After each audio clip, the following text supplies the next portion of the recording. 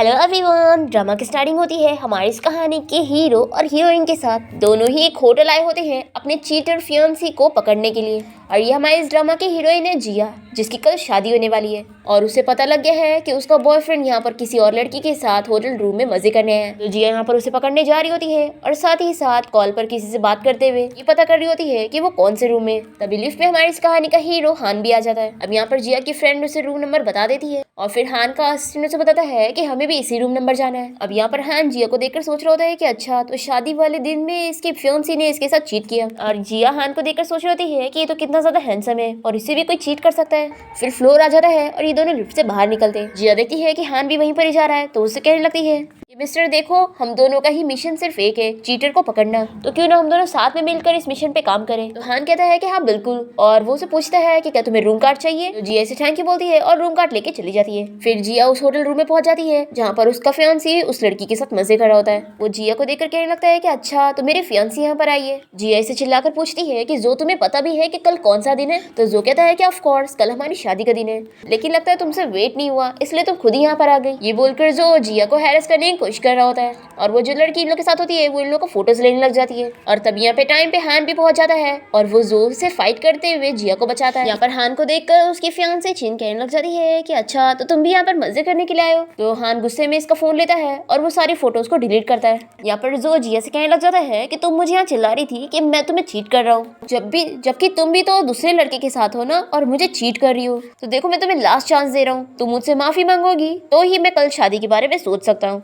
फिर चिन भी कहने लग जाती है कि देखो जो तुम्हें कितना अच्छा ऑफर दे रहा है, देखो जल्दी से ये ऑफर एक्सेप्ट कर लो, तुम्हें अपने ग्रैंडपा की जान भी तो बचानी होगी ना। तो जिया ऐसे कहती है कि तुम अपने मुंह से मेरे ग्रैंडपा का नाम भी मत लो। चिन फिर भी कहने लग जाती है कि मुझे तो लगता है कि तुम्हारी हरकत की वजह से तुम्हारे ग्रैंडपा गुस्सा हो जाएंगे और कहीं उनकी डेथ ना हो जाए। सुनकर जिया को गुस्सा आता है और वो इसे तुरंत ही स्लैप मारती है। तो चिन एक्टिंग करते हुए जो को कहती है कि मेरा बदला लो इसे।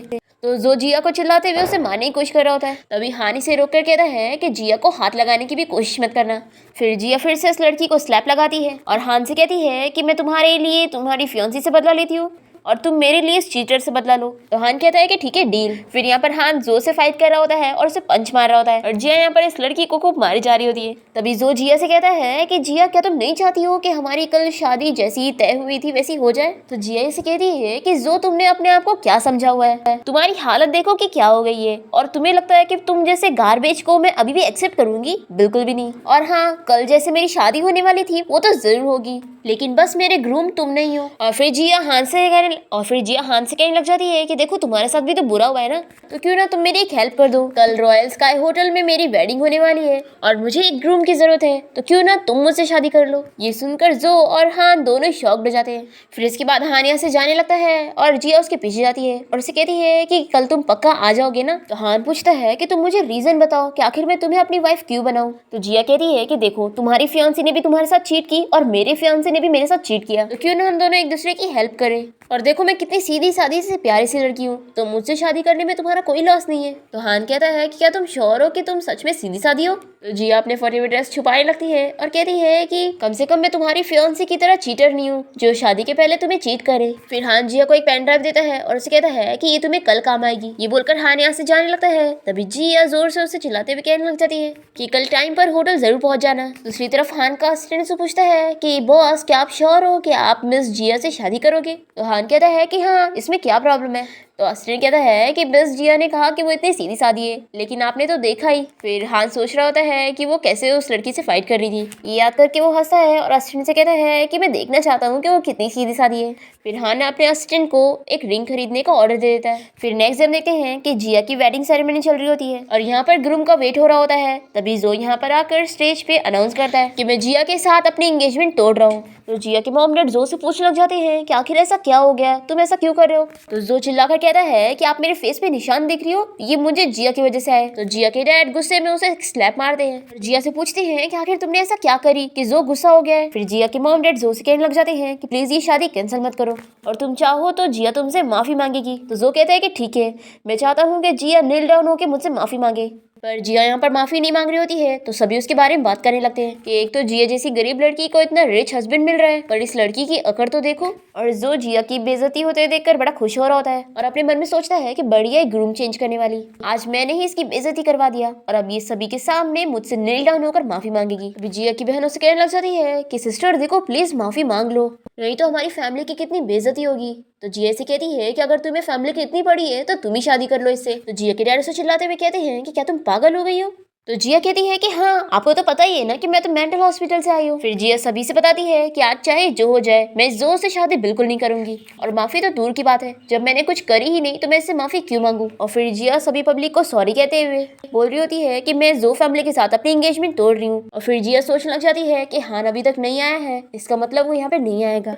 फिर जिया सभी से कहती है कि वेडिंग इवेंट अभी खत्म हो चुका है तो आप लोग जा सकते हो। तभी तुम्हें हान यहाँ पर आ ही जाता है और वो सभी को रोकने के लिए कहता है। अब हान को देखकर कुछ लोग उसके बारे में बात करने लग जाते हैं कि ये वही बिलियनर फेमस सीईओ है ना जो कि अब्रॉड से वापस आया है। तो लोग कहने लग जाते हैं कि अच्छा तो ये वही प्रेसिडेंट है जो काफी मिस्टीरियस था और अब 2 साल बाद अपनी कंपनी संभालने आया है। और फिर हान जिया के पास आकर कहने लग जाता है कि मैंने जो तुम्हें ट्रम्प कार्ड दिया था तुमने अभी तक उसका यूज नहीं करी। और फिर हान जिया से पेन ड्राइव लेकर अपने असिस्टेंट को दे देता है और फिर यहाँ स्क्रीन पर जो का वही वीडियो चलने लग जाता है और सभी लोग ये देखकर जो की बुराई करने लग जाते हैं कि एक्चुअल में तो वो जिया को चीट कर रहा था और यहाँ पर आकर एंगेजमेंट तोड़ने का एक्टिंग कर रहा था और इतने कारनामे करने के बाद भी अच्छा बनने की कोशिश कर रहा था। अब यहाँ पर जो गुस्सा हो जाता है कि जिया ने सभी पब्लिक के सामने मुझे एम्बेरस कर दी, और जिया यहाँ पर खुश होकर हान को थैंक यू कहती है। तो हान कहता है कि अभी तुम स्टेज पर अपनी शादी के बारे में कुछ अनाउंस कर रही थी। तो जिया कहती है कि हाँ शादी के लिए मुझे बस एक ग्रूम की जरूरत है। फिर हान अचानक से नीचे बैठकर रिंग निकालते हुए जिया को सभी के सामने प्रपोज कर देता है और जिया हाँ कह देती है तो वो उसे रिंग पहना देता है। ये देखकर जो काफी गुस्सा हो जाता है और वो सोच लेता है कि जिया मैं तुमसे बदला लेकर रहूंगा। और फिर जो के यहाँ से जाने के बाद जिया सभी के सामने हान को अपना हस्बैंड अनाउंस करती है और हान जिया को अपनी ब्राइड। फिर वेडिंग सेरेमनी खत्म होने के बाद जिया अपनी ड्रेस चेंज करके हान के पास आ जाती है और उसे कहती है कि आज की वेडिंग के लिए तुमने कितनी अच्छी से प्लानिंग करके रखे थे, तुम्हारी लाई हुई वेडिंग रिंग भी एकदम असली दिख रही थी और जो तुमने एक्टर्स को आज हायर किया था वो कितनी अच्छी एक्टिंग कर रहे थे। तो हान पूछता है कि कौन से एक्टर। तो जिया कहती है कि अरे वही जो तुम्हारे बारे में तारीफें कर रहे थे कि तुम कोई बिलियनर सीईओ हो। सच में उन सारे एक्टर्स का परफॉर्मेंस बहुत ही अच्छा था। तो हान कहता है कि क्या तुमने नहीं सोची कि क्या पता वो लोग सच कह रहे हो। फिर जिया हान को मैरिज सर्टिफिकेट निकाल के देती है और कहती है कि देखो मैंने पहले से ही फेक तैयार करके रखी हूँ और तुम्हें पता है ये सिर्फ 100 रुपए के हैं।